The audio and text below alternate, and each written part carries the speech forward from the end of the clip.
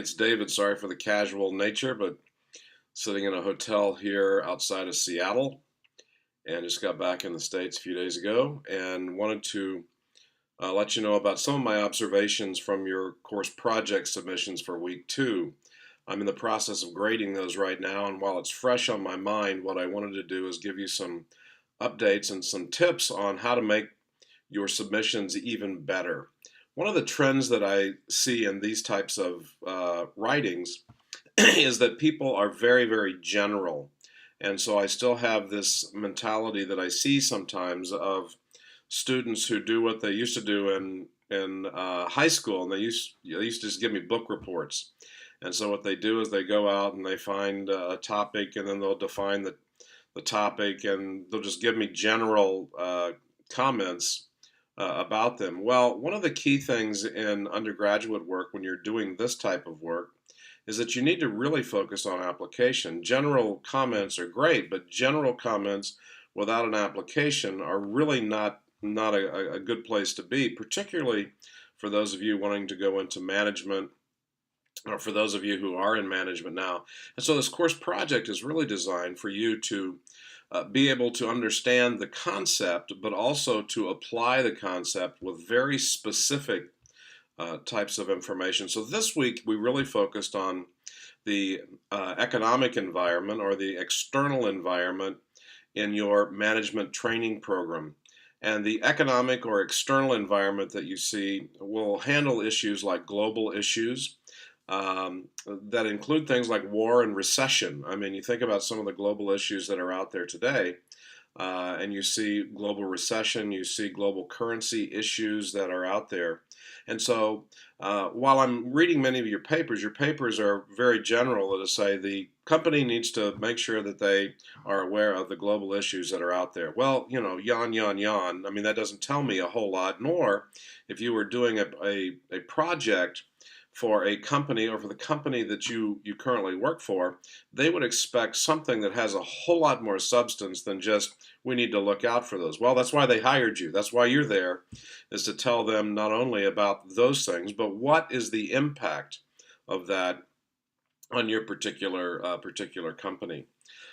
Currency issues I've talked quite a bit about in the past. I mean, right now, if you look at these things, for those U.S. companies that have a significant international presence, they're in a world of hurt right now. And part of the reason is because the dollar is so strong internationally that you have to, whenever you declare your earnings from another country, you have to do it in that local currency. And so if the currency has been depressed, let's say in Ireland, let's say that you have a business that has an Irish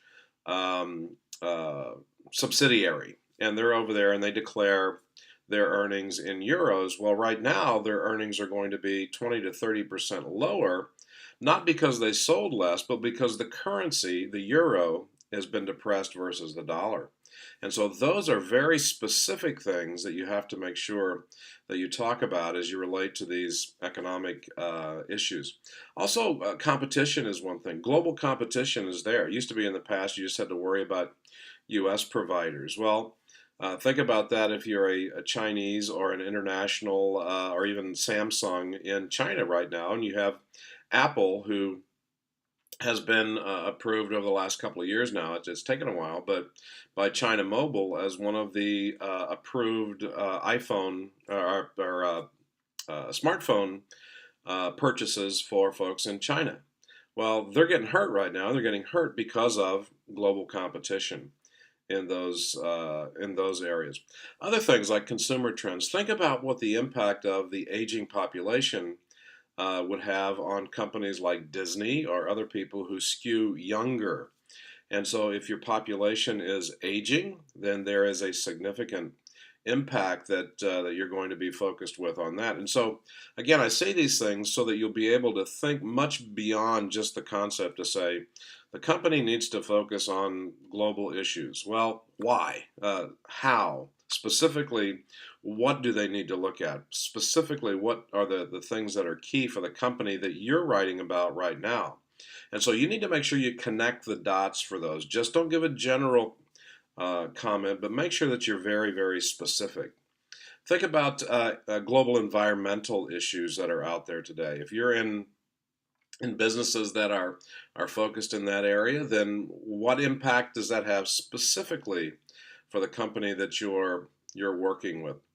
Global sourcing, a lot of the stuff you work for, J.C. Penney, or if you work for Target or Walmart or those types of companies, and you do a lot of the sourcing for your company internationally.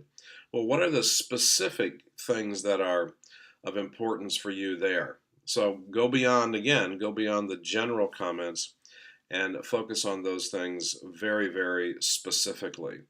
And then governments.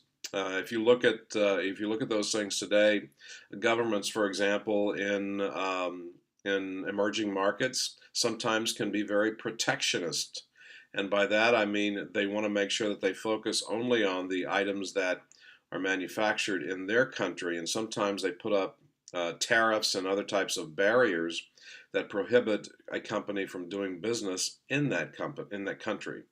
And so the message here that I'm trying to get across is to make sure that in these training programs in your course project that you're putting together, that you move beyond very general statements.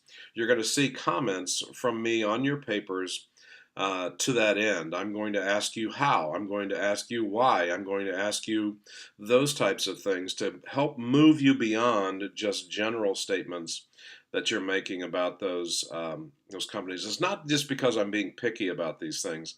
I would do this if I were your boss. If I were your boss at your company and you were writing a training program for me, or you were writing a strategic plan for me, and you made a very general statement to me about we need to make sure that we watch out for that, I would say, okay, give me an example. Tell me what you mean. Specifically, what do you mean? How would you do that? What are your recommendations for me moving forward in those areas? So it's just not focused on the general statement. Those people who move up in organizations, those people who become people of impact and people of influence in organizations, not only know what the question is, but they have suggestions on how to get to the answers on those. Okay, so I just wanted to explain that because many of you are going to look at your papers this week and you're going, oh my gosh, I don't understand what he means.